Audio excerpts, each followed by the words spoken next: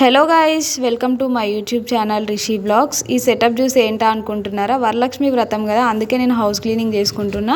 నేనైతే సండే రోజు పెట్టుకున్నా. ఇంట్లో మా మహేష్ ఉంటే నాకు హెల్ప్ చేస్తాడు కాబట్టి కిచెన్ అయితే నేనే చేసేసుకుంటా. మూవీ ఆర్ సాంగ్స్ పెట్టుకొని బోర్ కొట్టకుండా నాకు అయినంత వరకు. నాకు అందనివి అవన్నీ మా మహేష్ చేస్తాడు. ఇంకా ఫ్యాన్స్ కూడా అవన్నీ క్లీనింగ్, పైన డస్టింగ్ కూడా తనే చేస్తాడు. హౌస్ క్లీనింగ్ అంటే నా ఒక్కదానికి అస్సలు అవ్వదు, మా మహేష్ ఉండాల్సిందే. మేమిద్దరం చేసుకుంటుంటే మధ్యలో మా బాబు వచ్చి నేను చేస్తాను అన్నాడు. వాడికి కూడా కాసేపు ఇచ్చేసాం. ఇంకా ఈవినింగ్ ఆఫీస్ అయిపోగానే నెక్స్ట్ ఫ్రూట్ మార్కెట్కి వెళ్ళి ఫ్రూట్స్ తీసుకున్నాం. అక్కడ నుండి ఇంకా బంతిపూలు తీసుకోవడానికి వెళ్ళాం. ఫుల్ రష్ ఉండే, ఇంకా తీసేసుకొని ఇంటికి వస్తే ఫుల్ వర్షం, మేమైతే తడిచిపోయినాం. ఈ పూజ కోసం నేను మా అత్తయ్యని మా వదినని ఇద్దరిని పిలిచా. మార్నింగ్ లేచి ఇలా ఇల్లంతా క్లీన్ చేసుకొని గడపకి పసుపు రాసి బొట్లు పెట్టుకొని నైట్ తీసుకొచ్చిన బంతిపూలన్నీ తీసి బయట పెట్టా ఒక దండలాగా సెట్ చేయడానికి. ఇంకా ఆల్మోస్ట్ అన్నీ రెడీ అవుతున్నాయి. మా అత్తయ్య అయితే నాకు కిచెన్లో చాలా హెల్ప్ చేసింది. మా అత్తమ్మ లేకపోతే నాకు అస్సలు అవ్వకపోతుండే.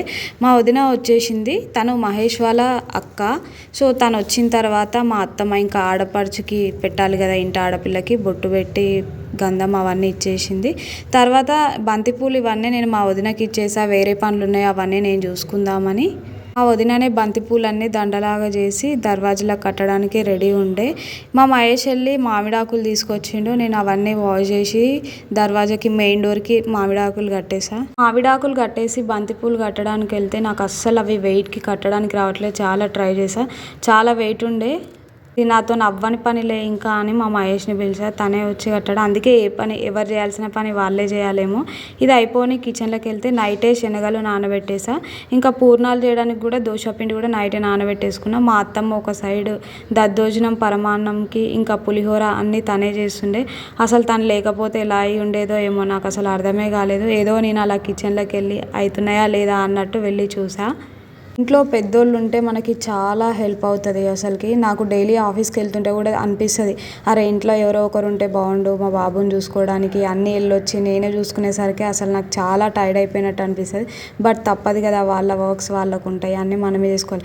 ఇంకా ఇలా దర్వాజలకు అన్ని బంతిపూలు కట్టేసి పూజ స్టార్ట్ చేసా. ఇంట్లో పూజ చేసేసి మా రిషిగాడికి ఆగస్ట్ 15th కోసం స్కూల్లో సైక్లింగ్ ప్రోగ్రామ్ ఉందని చెప్పి వాడికి కూడా కొత్త సైకిల్ తీసుకున్నాం. సో నిన్న మొన్న పూజ చేయడానికి నాకు అస్సలు కుదరలేదు. ఇంకా ఈరోజు వరలక్ష్మి వ్రతం మంచి రోజు కదా అని వాడి సైకిల్కి అన్ని బొట్లు పెట్టి పూజ చేసి మేమిద్దరం ఎక్కి ఒక రైడ్ వేసేసాం.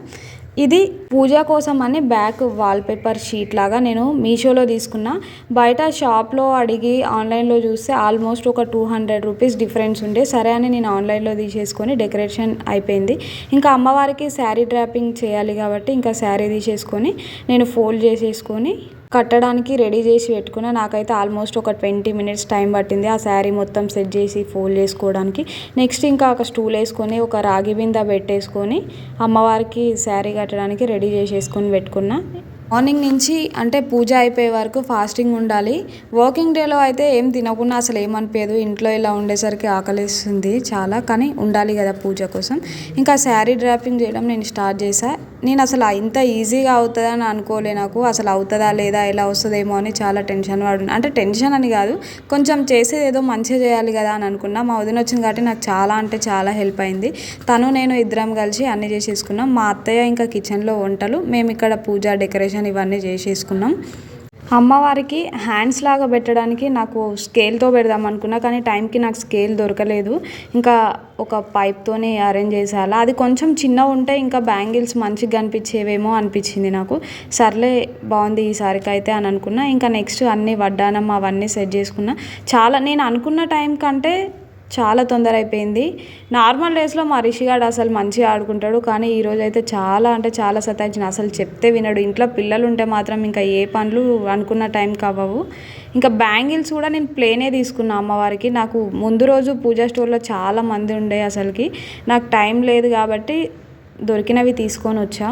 వడ్డానం అన్నీ పెట్టేసి బ్యాంగిల్స్ కూడా వేసేసి ఇంకా జ్యువెలరీ వేస్తున్నా. ఏది సెట్ అవుతుందో చూసి కొంచెం గ్రాండ్గా కనిపించాలి కదా అమ్మవారికి, కొంచెం ఎక్కువ ఉంటేనే బాగుంటుంది కదా అని నెక్లెస్ కొంచెం పెద్దది కాసుల పేరు అలా సెట్ చేసేసా. అంతా సెట్ అయిపోయింది. ఇంకా ఫేస్ ఒక్కటి సెట్ చేసేస్తే అయిపోతుంది. అందుకే రాగి చెంబులో వాటర్, కాయిన్స్, పసుపు, కుంకుమ వేసి కొబ్బరికాయకి అమ్మవారి ఫేస్ పెట్టిన. ఫేస్ నాకు కొంచెం పెద్దది తీసుకుంటే బాగుండు అని అనిపించింది. ఫైనల్ లుక్ అయితే ఇలా ఉంది. మరి మీకు ఎలా అనిపించిందో కామెంట్ సెక్షన్లో మెన్షన్ చేయండి. అమ్మవారిని రెడీ చేసి అక్కడ డస్ట్ అంతా తుడిచేసి క్లీన్గా నీట్గా చేసేసుకొని నెక్స్ట్ మేము రెడీ అవ్వడానికని వెళ్ళిన. నేనైతే పట్టు శారీ కట్టుకుంటున్నా. ఈ శారీ నా వడిబియ్యంకి తీసుకున్నా నేను లాస్ట్ టైము. సో శారీ అయితే కట్టేసుకున్నా. డైలీ లైఫ్లో స్కిన్ కేర్ అనేది మనకి చాలా ఇంపార్టెంట్. నేనైతే గుడ్ వైబ్స్ నుంచి స్కిన్ కేర్ సీరం యూజ్ చేస్తా. ఇంకా రెడీ అవ్వడానికి ఆల్ సెట్ టు గో.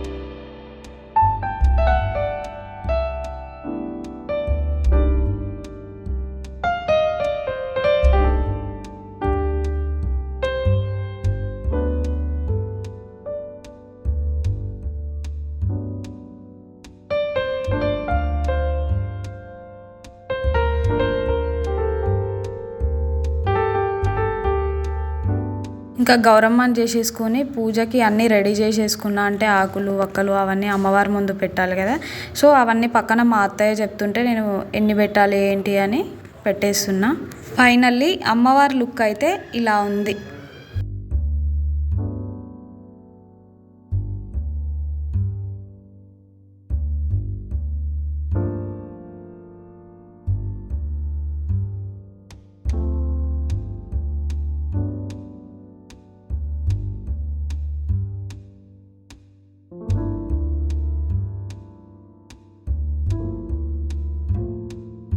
పూజ అయితే అయిపోయింది. నేను పూజ అయ్యేటప్పుడు క్యాప్చర్ చేయలేకపోయా. పూజ అయిపోయిన తర్వాత కొబ్బరికాయ కొట్టేసి అమ్మవారికి నమస్కారం చేసేసుకున్నా. నాకైతే చాలా ప్రశాంతంగా అనిపించింది. అసలు ఇంత మంచిగా అవుతుందని అనుకోలే. నేను ఏదో నార్మల్గా చేద్దామని అనుకున్నా.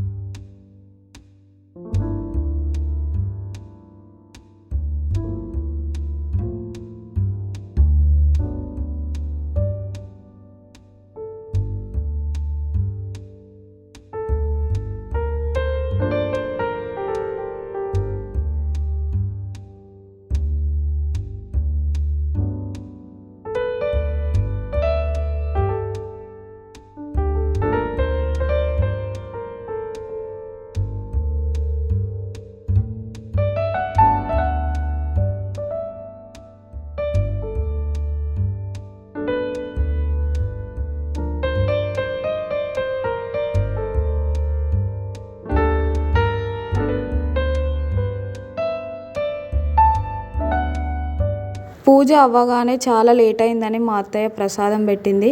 ఇంకా ప్రసాదం అంటే అమ్మవారి దగ్గర ఉన్నాయో అన్నీ తినేసి కాసేపు కూర్చున్నా.